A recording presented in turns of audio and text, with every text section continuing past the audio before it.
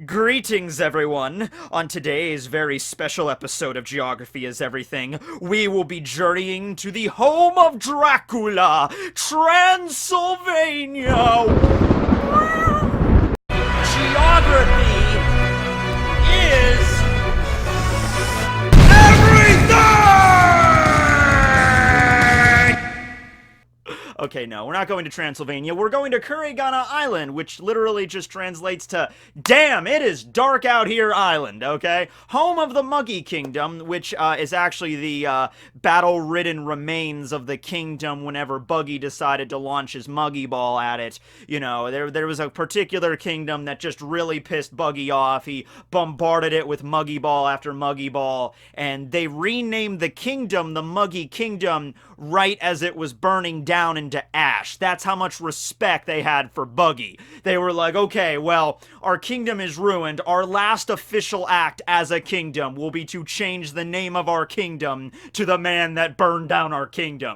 That shows respect. Okay, no. This is the home of Dracula Mihawk. He's sort of a squatter because it's not like he was born on the island or he was given the island or anything. He basically was just kind of wandering around the ocean looking for a place to live. And you know, this man right here has standards, okay? You can't just have Mihawk land on some random happy island with rainbows and butterflies and expect to live there the rest of his life. No, like, we don't know exactly how this went down, but the way Mihawk described it was like, oh yes, about 7 years ago before, you know, Zoro landed there, so like 9 years ago before the present story time. It's like, yeah, 9 years ago there was this huge war here and this kingdom fell into ruin and just blood and smoke was still here when I arrived. So, you know, I set up shop in that castle back there and I've been living here ever since. You know, it's just like, so he's just sailing around the ocean in his coffin boat. He sees this, you know, Nightmare Before Christmas-esque island because it has a bunch of the mountains that are ripped right from the movie because Oda's a big Tim Burton fan. And so he's like, all right, let's go check that out. He lands there. He sees, like, dried out skeletons and just corpses everywhere. You know, the gunfire is still in the atmosphere. You know, there was a huge war that happened on this island. So, like, the smoke is still permeating into the fog, and it's just a bunch of creepy forests and mountains, and in the distance he sees this old castle, and the human drills, which are these giant baboons that learned how to use weapons, or like jumping out of the forest with like swords and spears. And does that one have a rifle? Oh my god. And there's like puddles of dried blood everywhere, and Mihawk is just like, nice. Alright, this is what I'm talking about. I think more than anything, Mihawk was just happy with the fact that it's like, no one would conceivably bother him here, you know? Because he seems like a loner. He seems like, you know, he doesn't have a crew.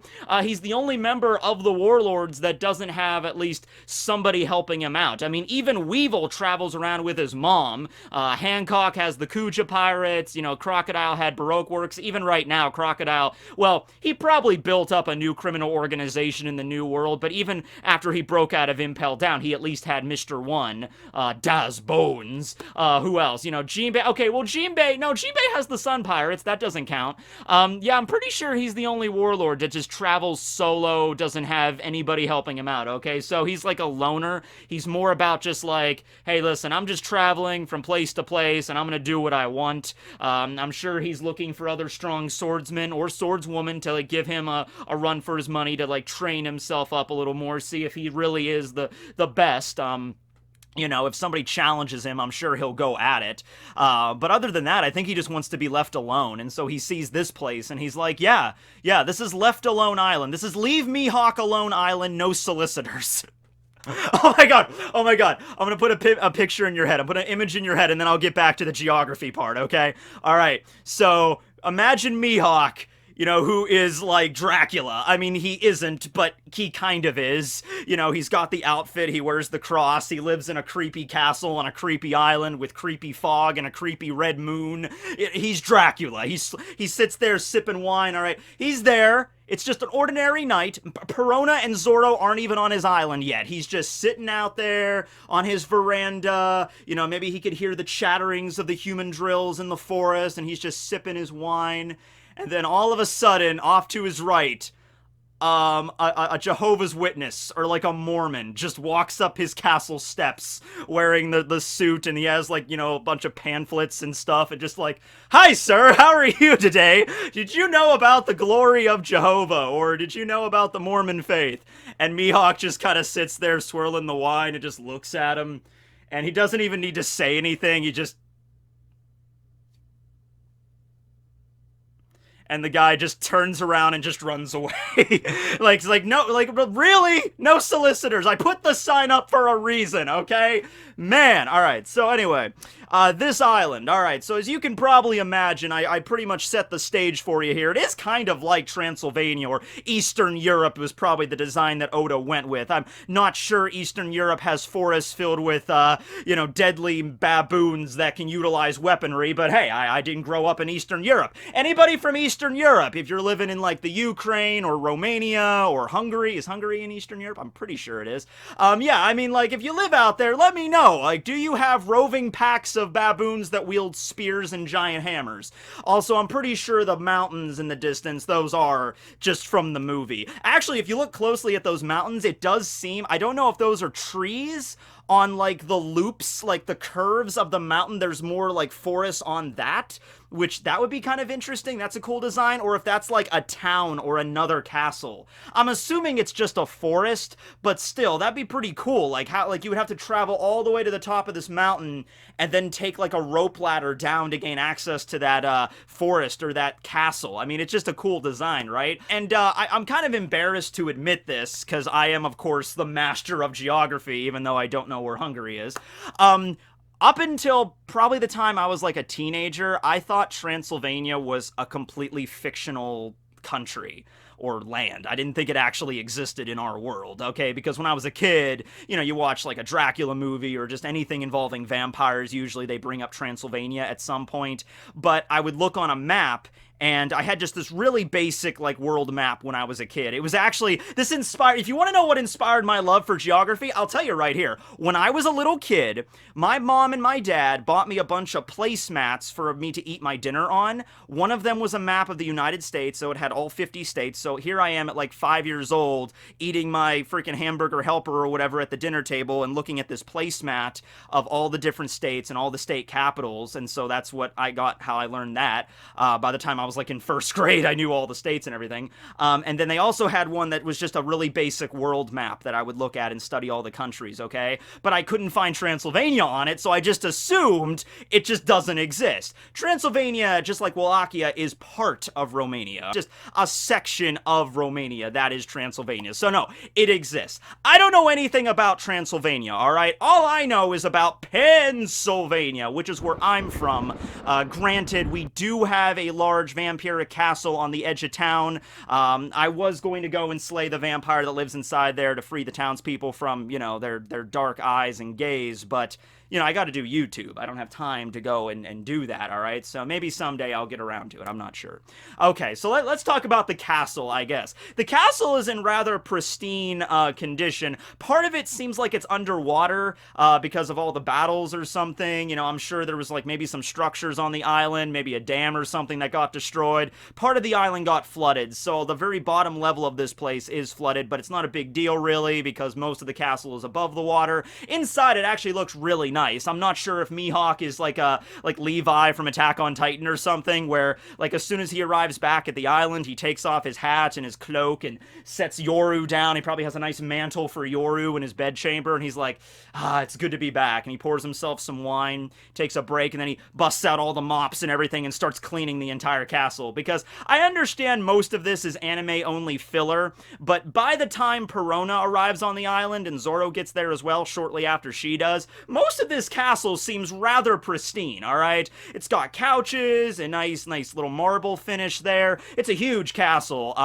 despite the fact, I mean, Zoro gets lost anywhere, so it really doesn't matter. It could have been like a 6-foot by 8-foot castle, and Zoro would have still somehow managed to get lost. It could have been a little clubhouse, like Mihawk's back shed, and he still would have gotten lost there. But it has bed chambers and stuff. Perona, here's something interesting. So, when Perona got sent there, at Thriller Bark, Kuma arrived and is like, where would you like to go on vacation, young ghost girl? And Perona's like, well, I'd like to go to some place that's, dark and gloomy, full of a bunch of, like, creepy fog, where I can sing curses my entire life, And so Kuma's like, oh, I got just the place for you. I actually, this is somebody, a friend of mine actually lives there. I got this. And then poof, and then he sends her over to KURAIGANA Island, right? So she arrives there, but there's nobody else on the island, so that's what she's upset by. She's like, I know what I said, but I wanted to go to some place with a creepy castle that has, like, butlers and maids and people to actually, like, pamper me and stuff. Like, you said vacation. It's not really a vacation if, like, you get sent someplace and you gotta do all the work yourself, But here's the thing I want to bring up. Perona was living seemingly fine on that island by herself, which makes me think that the castle, despite not having maids or servants or anything, does have a fully stocked kitchen and pantry. All right, it didn't seem like she was she was kind of bored with it, so she was annoyed by that because she's so used to having her legion of zombies and, like, Kumashi and everything, like, helping her out, and, when she's living on Thriller Bark, so she has to do everything by herself on this island, but, it's a nice castle, she was, had a nice place to sleep at night, and, she can turn ethereal, she can become a ghost, so she's not really concerned about, like, if she, wants to explore the island, she could just turn into a ghost herself and then travel the island, and it doesn't matter if the human drills see her or not, she can't get hurt while she's in that form. But she was very wise in just not even journeying out into the forest. She stayed around the castle. The castle is the one place the human drills will not go near, because I'm sure Mihawk, like, marked it as his territory. I'm not really sure how. Well, Mihawk is a major boss. I bet he landed on the island, walked right up to the castle, and just, took it out and just peed on it, and all the human drills are watching him like, ooh, ooh, ooh. It's just like, zip. My castle, and he just walks up and then shuts the door. And the human drills, okay, so let's talk about them a little bit, alright? So the human drills, right, are the, I guess, top of the food chain on the island before Mihawk arrived, right? So, they are baboons that are native to the island just normally. However, they have a unique trait. Human drills are able to mimic human behavior. Not just mimicking in the sense of, like, doing the exact same thing that humans are. It does seem they have enough intellect that they can actually, like, pick things up and, like, fine-tune them. For example, if a human drill witnesses a human using a sword in combat, like sees two humans fighting each other with swords, like, it's not just mimicking in the sense of just, like, the human drill picks up a katana and just starts swinging around wildly, like, ook, ook, ook. No, the human drill is smart enough to pick up the sword and understand, like, okay, I grab onto this part is really sharp, I use this to cut things. And the human drill can learn the different sword skills from the humans. It picked up a few sword skills that Zoro exhibited against it, so it could use, like, Dragon Twister and stuff after witnessing Zoro use it. They're smart enough to take care of their weapons, they can, like, sharpen them and everything. I know it was only in the anime, but we saw that one human drill even using a gun or a rifle, and to the point where it's like, you can't just, I mean, I guess you can. You could just see a human using a rifle and, like, pulling the trigger and firing it, but if you're just a dumb animal that's mimicking humans, you're not going to be able to pick up a rifle and be like, ook, ook, ook, ook, ook, chk, ook, ook, chk, ook, and just throw it down in rage. Now that monkey has to know to pick up the rifle and learn, like, how to reload it and stuff, and, like, what goes in the chamber, how to take care of the gun and everything, like, so they're smart enough to do that, right? Now, even with that being the case, like, they're no match for Mihawk. Like, there's no way. Mihawk's power is far and above even most other swordsmen, even the most best swordsman in the world. He is the best swordsman in the world. So he comes to town. I'm sure maybe a few of the human drills, jumped him, and Mihawk just took out his, or maybe not even Yoru, just took off his little sword here on his neck. I just got this. Pretty cool, isn't it? And just wiped them out that way, and then they were just, oh, okay, all right, we understand. There's nothing we could do. Maybe the animals would have attempted a few times to go at him, but it's just like they learned from their mistakes pretty quickly. It's just like, okay, 3 of us tried to attack that guy, and they all got wiped out. Then 10 of us tried to attack that guy, and they all got wiped out. I think we should just leave that dude alone. It doesn't seem like there's really no way for us to beat him, right? Now, there was the boss human drill, which was also an anime-only thing. He shows up, and he's this giant human drill, just like, Gadoosh, baboon! And so, Mihawk explains that he learned how to fight from directly watching him, you know, so he has a giant version of Yoru on his back. It's not the exact same level of, you know, Meito. It's not a Saijuo Wazamono. It just looks a lot like Yoru, probably because those, you know, the baboons were smart enough to, like, you know, craft their own blades even, maybe some blacksmithing. I don't really know. Either that or I'm picturing Mihawk making the sword for the baboon, because Mihawk, you know, he's the best swordsman in the world, but I'm sure he likes to spar with opponents every now and then to really, you know, make sure he doesn't lose his edge and make sure just to pass the time, right? You know, it's just like Zoro. So I imagine, like, he beats the crap out of every small baboon on the island, and then this big boy walks out from the forest like, Gadoosh! And Mihawk slices that guy down, no problem. But then he also sees, like, well, I should at least, like, teach this baboon, like, some basic, because this is the strongest one on the island. Maybe he could make a decent sparring partner. And so Mihawk went and made a giant duplicate scaled, like in terms of Meito grade, like inferior, but he makes a copy of Yoru, gives it to the giant baboon, and the baboon's like, Kook?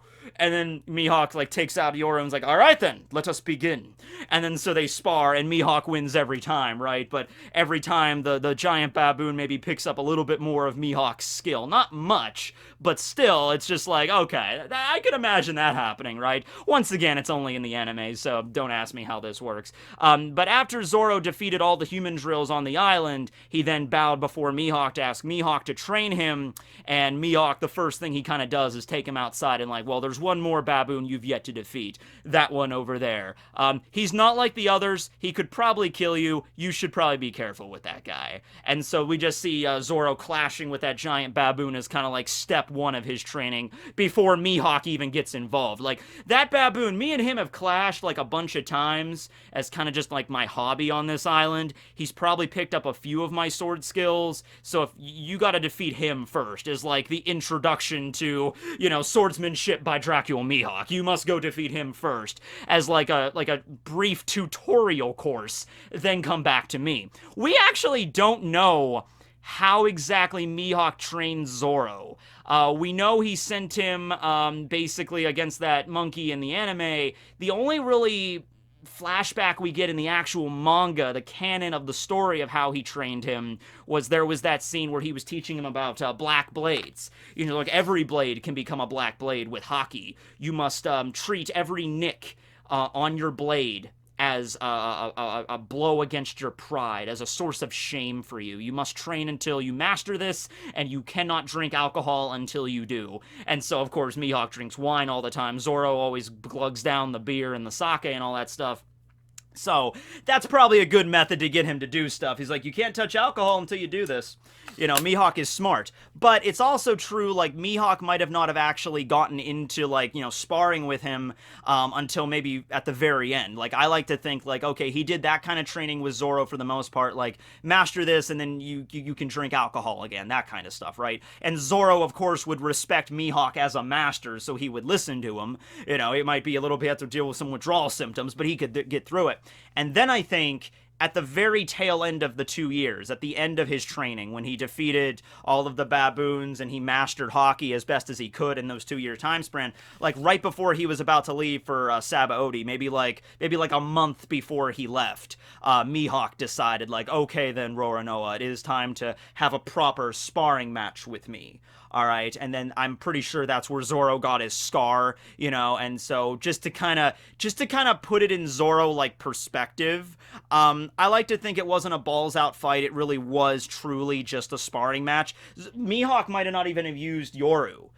Because remember, when he fought him at Baratie, Mihawk didn't have to use that. That was just a sign of respect for him. Like, he took off this blade, and then he slashed Zoro. You know, he was not at that level yet. What if, and it's possible, like, at the end of the 2 years, you know, Mihawk took out, like, a regular katana, or he just took, maybe he took out this one first, and he's like, alright, well, let's see if you've upgraded since the last time you fought against this. And then, after the 2 years, Zoro fights Mihawk with this tiny little knife, and Zoro manages to break this. And he's like, oh, okay. And then maybe Mihawk picks up a regular katana just off one of the human drills or something, and then, like, the level gets boosted just from that alone, and that's where he got his scar. Because I really like to think that the Zoro versus Mihawk fight, you know, when Zoro clashes with Yoru and everything, that should be saved for, like, the final battle. If Zoro was gonna have a final battle with Mihawk, it could always be a thing where Mihawk might die, maybe Shiryu or another strong swordsman might defeat Mihawk in, like, an underhanded way,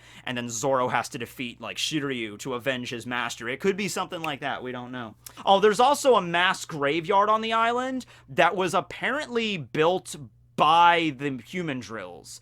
I guess Mihawk could have built it too, because it's like a bunch of ruins, and then there's a giant wooden cross in the middle of the ruins. But it's not like a cross that was, like, built, like, you take a bunch of, like, you know, trees and cut them down and, you hammer them together. No, apparently they took, like, a giant tree on the island and just sliced it up to make a giant cross. I guess only Mihawk would have been capable of doing something that, with that much finesse and that much delicacy, to slice an entire tree up, leaving just, like, the bark or the stump in the shape of a giant cross. I guess Mihawk would have had to do that. I guess he was kind of a nice guy. He landed on the island, he saw all the death everywhere, and he's like, alright, well, in memory of their lives, and thank them for giving me a free island, I'm just gonna slice up. Okay, there's a cross. Awesome. Okay. I guess the human drills could have done it too, but it seems like Mihawk has more skill at doing that kind of stuff, right?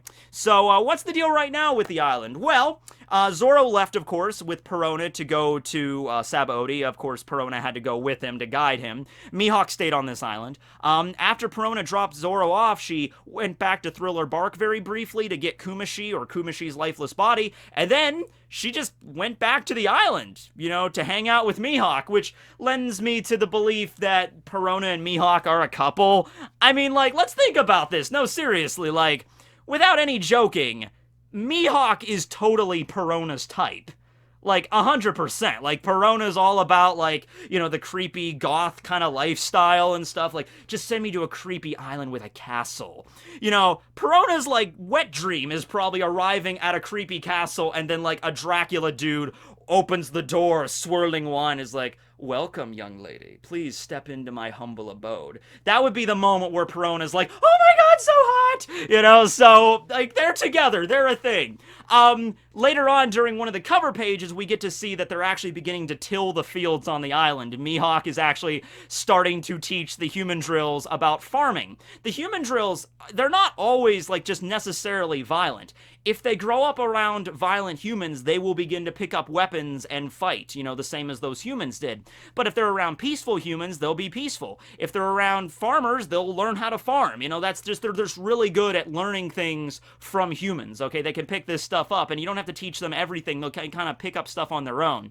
So if you give, like, a human drill a hoe, or the farming implement, you know, a hoe, and then it's just like, all right, here's how you freaking till the field. Here's how you plant seeds. Just from watching that once, the human drill will probably figure out, like, grow seed, and then plant come out, and then food, and then eat, and then, yay, good, yummy, okay. And then so they're teaching these human drills how to farm the land and kind of, like, make it a little better. I'm not exactly sure. How exactly does blood affect the pH level of soil? You know, I wonder if that helps out or something. You know, it's like, oh, there's a lot of blood, there's a lot of, well, it's iron in there. I don't think it would help very much. You know, it might be kind of difficult to, you know, raise crops on the island, but they seem to be succeeding rather well.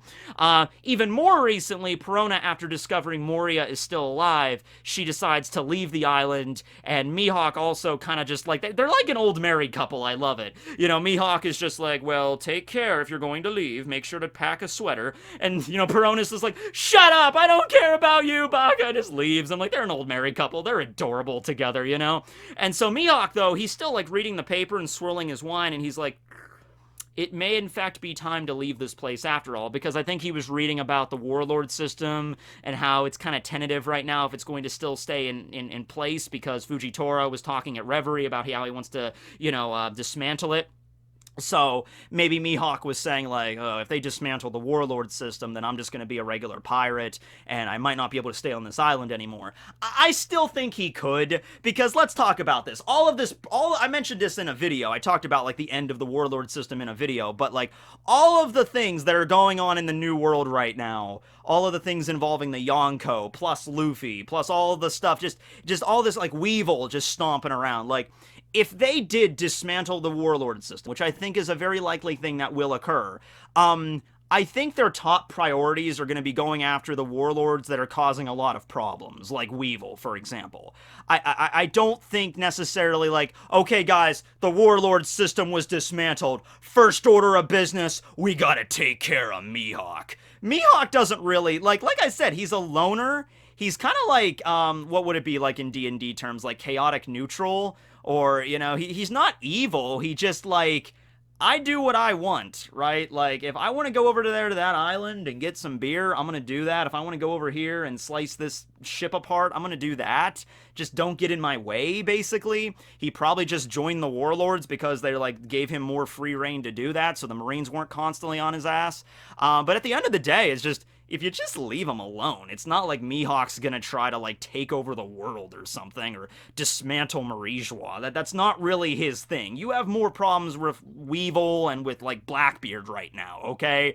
You don't need to worry about Mihawk. And I still think he could just chill on that island as long as he wants, even if the Marines, like, in order to actually take him in, like, if they were serious about that, like, we're gonna land at KURAIGANA Island, and we're gonna take in Mihawk and throw him in level 6 Impel Down, like, you better bring a lot of battleships and a lot of high-level Marines to guarantee you could do that, because he would just be like, yeah, I'm not doing that, I'm not going with you, and he would just start, he could slice apart, like, 10 battleships in a single swing. It's probably best just to leave him alone, right? You'd have to probably dispatch an admiral or, like, Garp or somebody to have a good chance of bringing him in, and it just seems like too much trouble for something that's not even that big of a threat, in the sense of, like, if you get into a fight with him, he's a threat, but not in the sense of, like, I'm gonna go around and cut open a bunch of, like, kingdoms, because that's just not his thing, you know? But yeah, at any rate, I really love the design of the island, the creepy castle right out of Dracula. By the way, I just wanted to ask, which Dracula would you rather prefer invade your town? Dracula from Castlevania, Mihawk, who's basically Dracula, Alucard from Hellsing, or Dio from JoJo's Bizarre Adventure. I would probably go with Dio. He'll wipe out your entire town and turn you all into zombies, but you get to work for Dio. It's like, alright, I am a zombie now working for Lord Dio. But damn, he does this in style. You know, like Alucard and Mihawk and the Castlevania Dracula, they're just kind of like, you know, a little bit more brooding. Like, Alucard is just bloodthirsty, alright? So, but, you know, they're just like more just like chilling out and be very somber and quiet. But Dio brings some life to it, you know what I mean? Alright, well anyway, we're probably gonna see the island again. I think maybe one more time, maybe when Mihawk decides to leave. But it's a cool place, and it's probably the best place for Perona to get sent, and a pretty good place for Zoro to train up as well. So thanks for watching, everybody. This will be Tekking101 signing out, and yeah, check out the manga if you can. It's just a manga adaptation of the movie. I've mentioned it before, but you know, it's pretty good. It doesn't like add to the plot or anything. It's not like extended after the movie ends or anything, but it's pretty good. It's pretty good.